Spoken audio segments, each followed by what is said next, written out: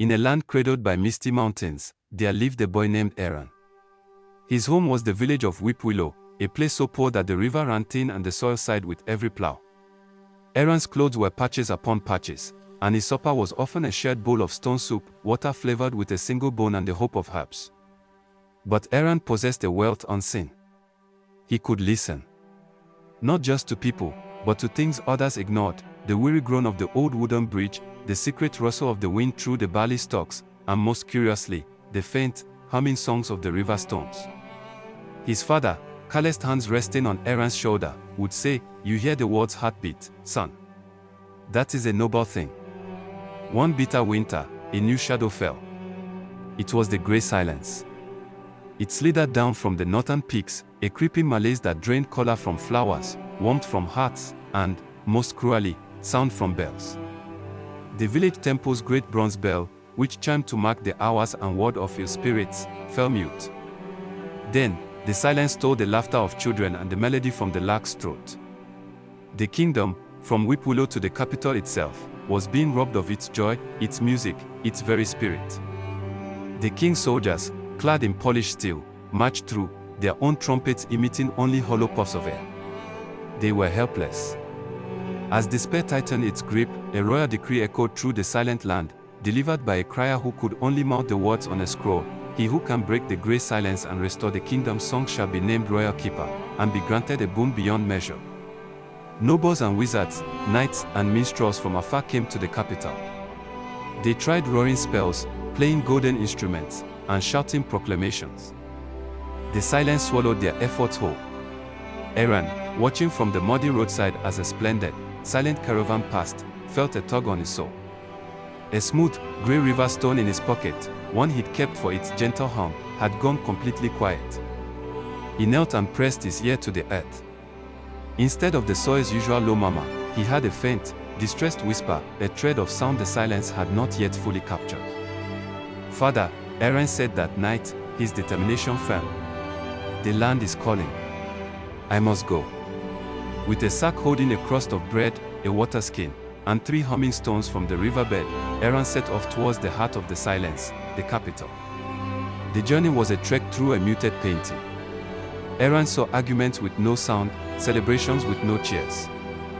He relied on his gift, following the thinning thread of the land's whisper, a sound felt more in the bones than heard by the ear. In the capital, magnificent towers stood like grim sentinels. The grand square before the palace was packed with a defeated crowd, watching the latest challenger, a wizard with a crystal staff, fail spectacularly. The crowd's disappointment was a heavy, quiet weight. Arin did not step forward. Instead, he wandered, his hand on cold marble walls, his ear to cobblestones. He listened. Beneath the muffled footsteps and the silent sighs, he heard it, a deeper wrongness. The land's whisper wasn't just fading here, it was being pulled, drawn towards the palace itself. He followed the current of stolen sound, slipping through forgotten alleys until he found a hidden, moss-covered door at the base of the palace's foundation. It led not up into glory, but down into darkness. The king's wine cellar. No. This was older. A royal cavern. In the cavern's stifling gloom, he saw the source of the plague. Not a monster, but a wound. A crack in the very foundation of the kingdom, from which the grey silence oozed like a vapor. And beside it, hunched and desperate, was the king himself, in simple robes, not silks. You hear it too, don't you?" the king whispered, his voice raspy from disuse. "I tried to fix it.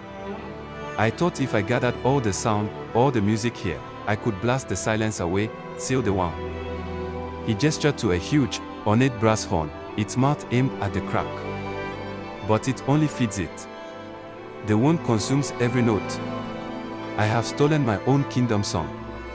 The king had acted not from malice, but from fearful pride, and in doing so, had become the silent king, a prisoner of his own mistake. The great bell, the laughter, the lark song, all were trapped in the horn, fueling the very evil they sought to destroy. Arin approached the wound. He felt its cold hunger. He took his 3 river stones from his sack. They were silent, but he remembered their songs. He hummed them, frail and off-key against the vast quiet. The wound paused, sucking at the sound. But Arin's humble tunes were not a grand feast for it, they were like 3 small, bright needles. He saw a glimpse within the crack, not emptiness, but a tangled knot of stolen echoes, a dam of silence blocking the land's natural music. The horn is wrong, Arin said, understanding dawning. You can't fight silence with a shout. You must remind the wound what it's missing. Arin turned from the horn and the despairing king. He placed his hands on the rough, damp stone of the cavern wall. He closed his eyes and listened past the hungry pool of the wound. Deep, deep below, he felt the faintest tremor, the underground river that fed the kingdom's wells. He remembered its song from a stone he'd once listened to in Weepwillow. He began to sing. Not a heroic ballad, but the simple, rhythmic drip-drip plop of water in a cave. His voice was a boy's voice, thin and ragged from travel. The king stared, bewildered. But then, a miracle.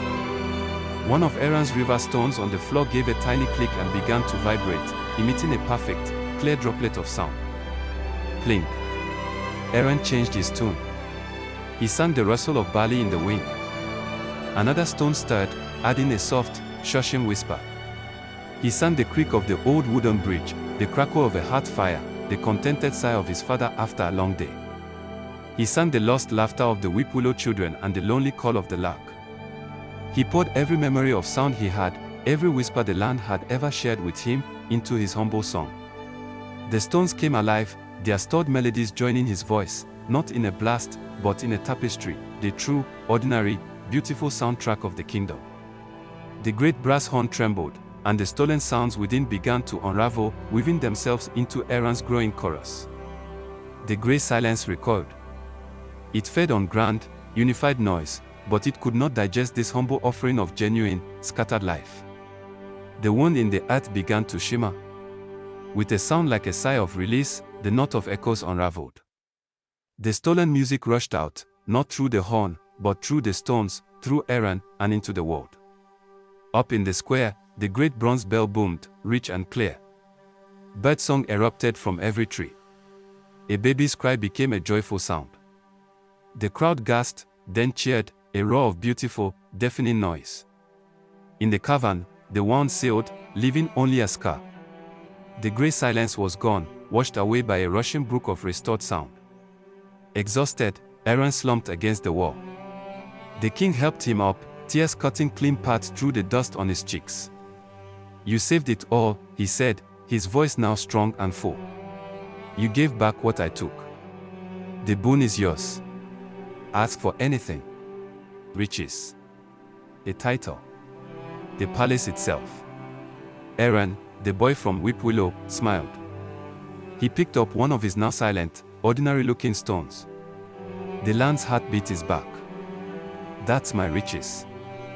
But for my boon, he looked the king in the eye. Send your stewards to Weepwillow. Teach us to make the thin river run deep and the tired soil grow strong. Do that for every village that hears the words whisper, let the kingdom's true strength grow from the ground up. And so it was done. Arin did not become a prince in a palace. He became the first keeper of the lost echo, a counselor who reminded kings to listen, not just to advisors and trumpets, but to the humble songs of stones, rivers, and the people who hear them. For he knew that a nation's greatest treasure is not its gold, but its shared song, and even the poorest listener can become the guardian of its soul.